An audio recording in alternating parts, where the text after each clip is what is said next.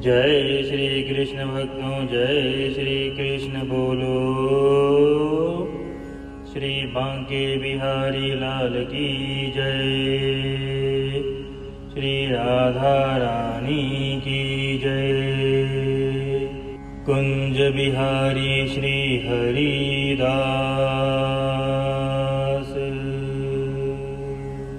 हरि भक्तों, आज हम योगिनी एकादशी की कथा का श्रवण पद्म पुराण और नारद पुराण से करेंगे।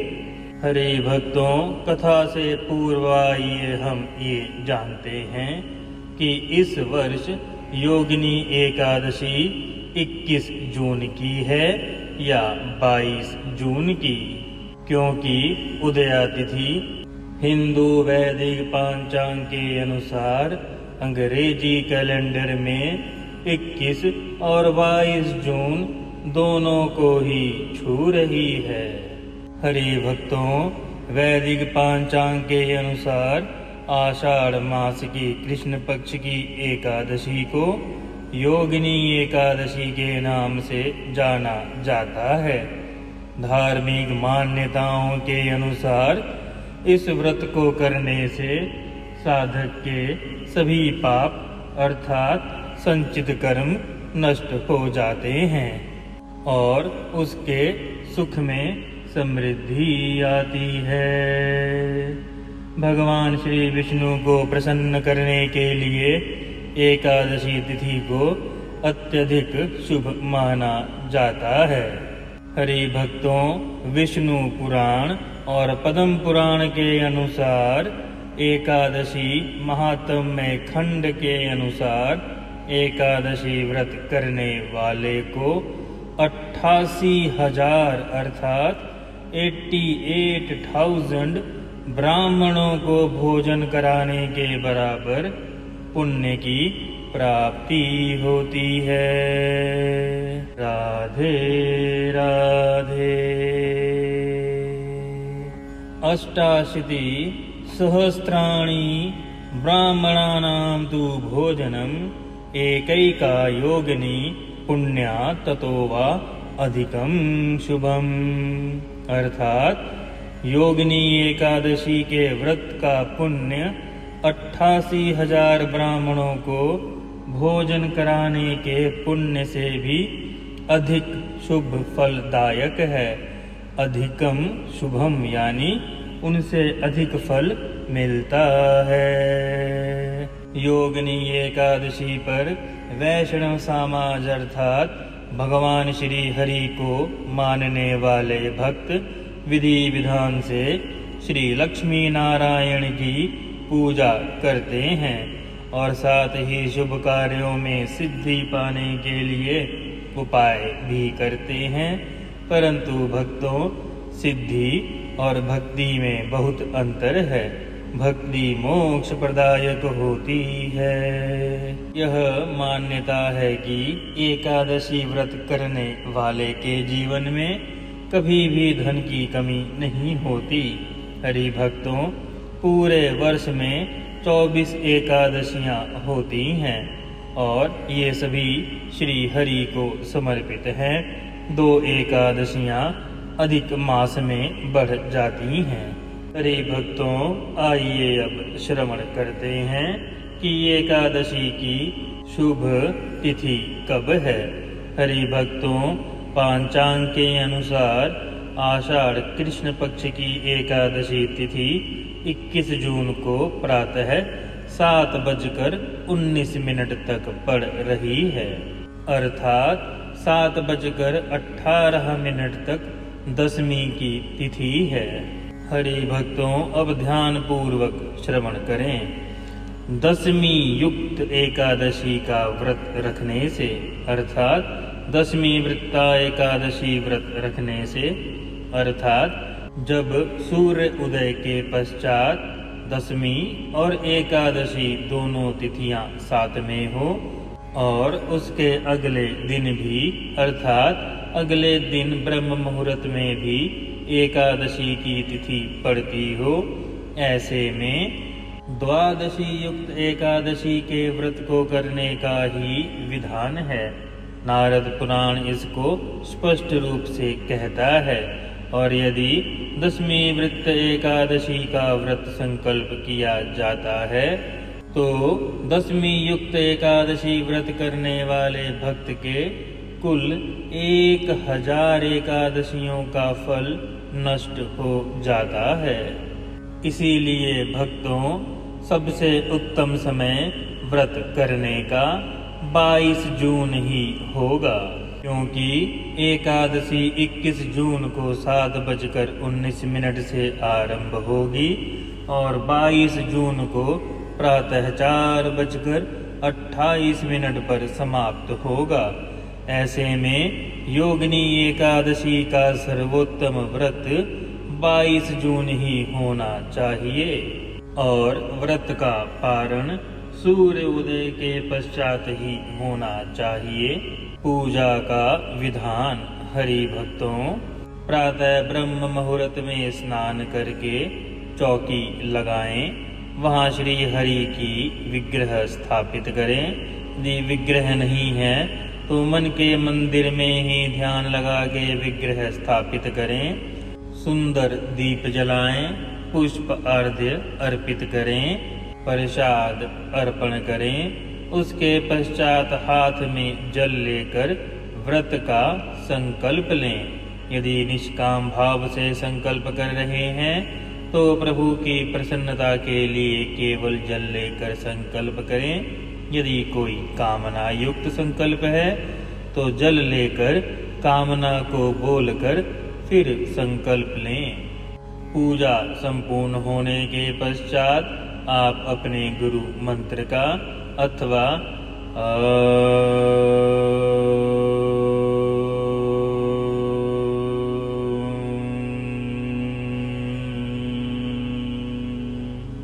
नमो भगवते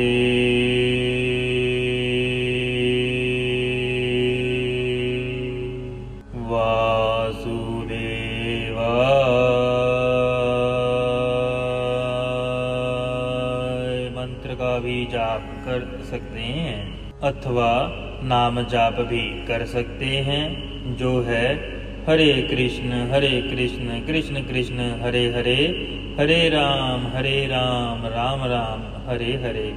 हरि भक्तों, कृष्णा नहीं हरे कृष्ण है, क्योंकि कृष्णा द्रौपदी का नाम है। हरि भक्तों, व्रत आप निराजल भी कर सकते हैं, ये सर्वोत्तम कहा गया है।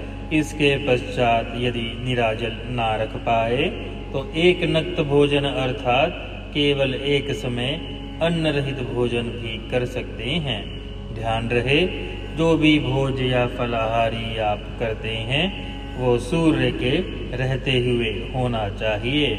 सूर्य अस्त के बाद किसी भी प्रकार का फलाहार या एक नक्त वर्जित है। तो भक्तों, व्रत 4 प्रकार से हुए: निराजल, जल, एक नक्त यानी एक समय और फल आहार। ये 4 प्रकार के व्रत हुए। इस व्रत का फल भी इसी प्रकार मिलता है, अर्थात किस श्रद्धा से किसने कैसा व्रत का संकल्प किया है। बुजुर्ग और बच्चे और जो बीमार हैं उनके लिए केवल भोजन का त्याग ही व्रत माना जाता है और अपनी औषधियां लेने से व्रत खंडित नहीं होता। यदि आप निराजल कर रहे हैं तो आचमन कर सकते हैं। आचमन से भी व्रत खंडित नहीं होता, परंतु आचमन अर्थात भगवान का चढ़ना अमृत ही आप ले सकते हैं यदि सम्मुख आए तब। अन्यथा केवल प्यास बुझाने के लिए नहीं। यदि आपने निराजल संकल्प लिया है तो निराजल ही करें, इससे 100% पूर्ण फल मिलता है। राधे राधे। हरि भक्तों, ध्यान से श्रवण करें। सनातन जी बोले, मैं तुम्हें महाद्वादशियों के पृथक पृथक लक्षण और फल बतलाता हूँ। जिस दिन एकादशी सूर्य उदय से पहले अरुणोदय काल में ही निवृत्त हो गई हो, अर्थात दिन भर द्वादशी हो और रात के अंतिम भाग में त्रयोदशी आ गई हो, उस दिन त्रिस्पर्शा नाम वाली द्वादशी होती है। इसका महान फल होता है। जो मनुष्य उसमें उपवास करके भगवान गोविंद की पूजा करता है, वह निश्चय ही 1000 अश्वमेघ यज्ञ का फल पाता है। जब अरुणोदय काल में एकादशी तिथि 10वीं से वृद्ध हो और एकादशी पूरे दिन रहकर दूसरे दिन भी कुछ काल तक विद्यमान हो, तो उस प्रथम दिन की एकादशी को छोड़कर दूसरे दिन की महाद्वादशी को ही उपवास करें। उसे उन्मिलनी द्वादशी कहते हैं। उस उन्मिलनी व्रत में उत्तम पूजा विधि से भगवान वासुदेव का यजन करके मनुष्य सहस्त्र राजसूय यज्ञ का फल पाता है। जब सूर्य उदय काल में 10वीं एकादशी का स्पर्श करती हो और द्वादशी की वृद्धि हो गई हो, तो उस एकादशी को त्याग कर, क्योंकि वंजली नाम वाली महाद्वशी को ही सदा उपवास करना चाहिए। उसमें सबको सदा अभय दान करने वाले परम पुरुष संकर्षण देव की गंध आदि उपचारों से भक्ति पूर्वक पूजन करें। यह महाद्वादशी संपूर्ण यज्ञों का फल देने वाली और सब पापों को हर लेने वाली तथा समस्त संपदाओं को देने वाली है। प्रिय भक्तों, अब आप समझ गए होंगे कि 22 तारीख की एकादशी ही क्यों करनी है, अन्यथा इस गलती की वजह से 1000 एकादशियों के व्रत का पुण्य का हास हो सकता है। इसका विवरण पूर्व भाग चतुर्थ पाद नारद पुराण में मिलता है। राधे राधे। आइए भक्तों, अब पद्म पुराण में वर्णित एकादशी महात्म्य की कथा का श्रवण करते हैं। आषाढ़ मास की योगिनी एकादशी का महात्म्य। युधिष्ठिर ने पूछा, वासुदेव, आषाढ़ के कृष्ण पक्ष में जो एकादशी होती है उसका क्या नाम है? कृपया उसका वर्णन कीजिए। भगवान श्री कृष्ण बोले, हे नृपश्रेष्ठ, आषाढ़ के कृष्ण पक्ष की एकादशी का नाम योगिनी है।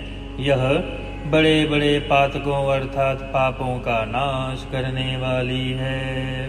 संसार सागर में डूबे हुए प्राणियों के लिए यह सनातन नौका के समान है।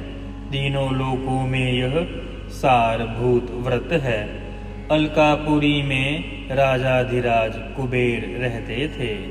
वे सदा शिव जी की भक्ति में तत्पर रहने वाले हैं। उनके हेममाली नाम वाला एक यक्ष सेवक था। हरि भक्तों, ये कुबेर वही धनराज धन अधिपति कुबेर जी की कथा है। उनके हेममाली नाम वाला एक यक्ष सेवक था जो पूजा के लिए फूल लाया करता था। हेममाली की पत्नी बड़ी सुंदर थी। उसका नाम विशालाक्षी था। वह यक्ष काम पाश में आबद्ध होकर सदा अपनी पत्नी के साथ आसक्त रहता था। एक दिन की बात है, हेममाली मानसरोवर से फूल लाकर अपने घर में ही रह गया और पत्नी के प्रेम का रसास्वादन करने लगा। अतः कुबेर के भवन में ना जा सका। इधर कुबेर मंदिर में बैठकर भगवान शिव का पूजन कर रहे थे। उन्होंने दोपहर तक फूल के आने की प्रतीक्षा की। जब पूजा का समय व्यतीत हो गया, तब यक्षराज ने कुपित होकर सेवकों से पूछा, यक्षों, दुरात्मा हेममाली क्यों नहीं आ रहा, इस बात का पता लगाओ। यक्षों ने कहा, राजन, वह तो पत्नी की कामना में आसक्त हो अपनी इच्छा के अनुसार घर में ही रमण कर रहा है। उसकी बात सुनकर कुबेर क्रोध में भर गए और तुरंत ही हेममाली को बुलवाया। देर हुई जानकर हेममाली के नेत्र भय से व्याकुल हो रहे थे और आकर वह कुबेर के सामने खड़ा हुआ। उसे देखकर कुबेर की आंखें क्रोध से लाल हो गई। वे बोले, ओ पापी, ओ दुष्ट, ओ दुराचारी, तूने भगवान शिव की अवहेलना की है। अतः कोढ़ से युक्त और अपनी उस प्रीतमा से वियुक्त होकर अर्थात अलग होकर इस स्थान से भ्रष्ट हो अन्यत्र चला जा। कुबेर के ऐसा कहने पर वह उस स्थान से गिर गया। उस समय उसके महान हृदय में महान दुख हुआ। कोढ़ों से सारा शरीर पीड़ित था, परंतु शिव पूजा के प्रभाव से उसकी स्मरण शक्ति लुप्त नहीं होती थी। पातक से दबा होने के कारण अर्थात पापों के बोझ की वजह से वह अपने पूर्व कर्मों को याद करता था। तदंतर इधर उधर घूमता हुआ वह पर्वतों में श्रेष्ठ मेरुगिरी शिखर पर गया। वहां उसे तपस्या के पुंज अर्थात अपने पुराने पुण्यों के प्रभाव से मुनिवर मार्कंड जी का दर्शन हुआ। पापकर्मा यक्ष ने दूर से ही मुनि के चरणों में प्रणाम किया। मुनिवर मार्कंड ने उसे भय से कांपते देख परोपकार की इच्छा से निकट बुलाकर कहा, तुझे कोढ़ के रोग ने कैसे दबा लिया? तू क्यों इतना निंदनीय जान पड़ता है? यक्ष बोला, मुने, मैं कुबेर का अनुचर हूँ। मेरा नाम हेममाली है। मैं प्रतिदिन मान सरोवर से फूल लाकर शिव जी के पूजा के समय कुबेर जी को दिया करता था। एक दिन पत्नी के काम वासना में सुख में फंसकर मैं नहीं जा पाया, क्योंकि मुझे समय का ज्ञान ही नहीं रहा। अतः राजाधिराज कुबेर ने कुपित होकर मुझे श्राप दे दिया, जिससे मैं कोढ़ से आक्रांत होकर अपनी प्रीतमा से बिछुड़ गया। मुनि श्रेष्ठ, इस समय किसी शुभ कर्म के प्रभाव से आपके निकट आ गया हूँ। संतों का चित्त स्वभाव स्वतः परोपकार में लगा रहता है। यह जानकर मुझ अपराधी को कर्तव्य का उपदेश दें। मार्कंडे जी ने कहा, तुमने यहाँ सच्ची बात कही है, असत्य का भाषण नहीं किया। इसीलिए मैं तुम्हें कल्याण पद व्रत का उपदेश देता हूँ। तुम आषाढ़ मास के कृष्ण पक्ष की योगिनी एकादशी का व्रत करो। इस व्रत के पुण्य से तुम्हारी कोढ़ निश्चय ही दूर हो जाएगी। भगवान श्री कृष्ण कहते हैं, ऋषि के यह वचन सुनकर हेममाली दंड की भांति मुनि के चरणों में पड़ गया। मुनि ने उसे उठाया, इससे उसे बड़ा हर्ष हुआ। मार्कंड जी के उपदेश से उसने योगिनी एकादशी का उत्तम व्रत किया, जिससे उसके शरीर की कोढ़ दूर हो गई। मुनि की कथा अनुसार उस उत्तम व्रत का अनुष्ठान करने पर वह पूर्ण सुखी हो गया। नृपश्रेष्ठ, यह योगिनी का ऐसा व्रत ऐसा ही बताया गया है, जो 88,000 ब्राह्मणों को भोजन करवाता है। उसके समान ही फल उस मनुष्य को भी मिलता है, जो योगिनी एकादशी का व्रत करता है। योगिनी महान पापों का नाश करने वाली और महान पुण्य फल देने वाली है। इसके पढ़ने अथवा ध्यान पूर्वक सुनने से मनुष्य सब पापों से मुक्त हो जाता है। अर्थात या पढ़ें या मनन करें अर्थात सुने, दोनों से ही मनुष्य पापों से मुक्त हो जाता है। पद्म पुराण में वर्णित कथा संपूर्णम्। राधे राधे। कुंज बिहारी श्री हरिदास।